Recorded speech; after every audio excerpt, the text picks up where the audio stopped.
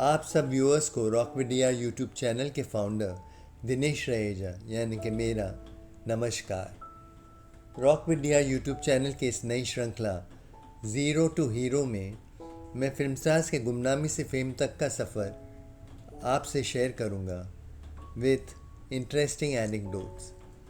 लोगों ने मुझे फिल्म हिस्टोरियन का खिताब दिया है, जिसके लिए मैं उनका शुक्रगुजार हूँ, क्योंकि मैं अफसाना पसंद हूँ और ऑथेंटिक लाइफ स्टोरीज़ का कायल हूँ। ज़ीरो से हीरो की सीरीज़ की शुरुआत के लिए दिलीप कुमार से बेहतर कौन हो सकता है। The tragedy king is one of our brightest luminaries. कौन कमबख्त है जो बर्दाश्त करने के लिए पीता है। युवा यूसुफ खान, जो आगे जाकर दिलीप कुमार के नाम से मशहूर हुए, की विशेषता थी दृढ़ संकल्प, डिटर्मिनेशन। यह गरीब बाप शहनशाह अकबर के उसूलों से मजबूर है और सलीम अपनी मोहब्बत से। अपने पिता के साथ इस बात पर विवाद के बाद कि वो अपनी बहन के लिए सिलाई का धागा लाना क्यों भूल गए, सेंसिटिव यूसुफ खान अपने घर से पुणे भाग गया। आर्मी कैंटीन में सहायक प्रबंधक होने से लेकर सब्जियां धोना और ब्रिटिश टॉमीज़ के लिए टेबल लगाने तक के काम करने के बाद उन्होंने अपनी खुद की फलों की दुकान लगाई। उनकी सच्ची चाहत एक्टिंग की खींचतान उन्हें बम्बई ले गई। प्रोड्यूसर देविका रानी के साथ एक इंटरव्यू के परिणाम स्वरूप वो बॉम्बे टॉकीज़ के 1944 में बनी ज्वार भाटा के हीरो बन गए। उनका नाम बदलकर दिलीप कुमार रखा गया, हालांकि वो पर्सनली जहांगीर या वासुदेव नाम को पसंद करते थे। उन दिनों अभिनेताओं को काम करने के लिए मंथली सैलरी मिलती थी। जी हाँ, दिलीप कुमार को भी। अभिनेताओं का कॉन्ट्रैक्ट बॉम्बे टॉकीज़, प्रभात, न्यू थिएटर्स जैसे फिल्म निर्माण स्टूडियोज़ के साथ होता था। बॉम्बे टॉकीज़ की देखरेख मशहूर अभिनेत्री देविका रानी करती थी।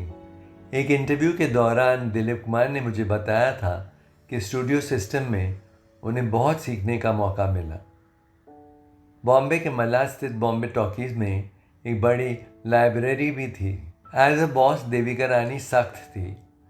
दिलीप ज्वारभाटा के हीरो थे, फिर भी उसे कर्मचारी माना जाता था और उसे हर दिन हाजिरी लगानी पड़ती थी। एक दिन शूटिंग में दिलीप कुमार की ज़रूरत नहीं थी, इसलिए उन्होंने स्टूडियो न जाकर लेटेस्ट अंग्रेज़ी फिल्म देखने का फैसला किया।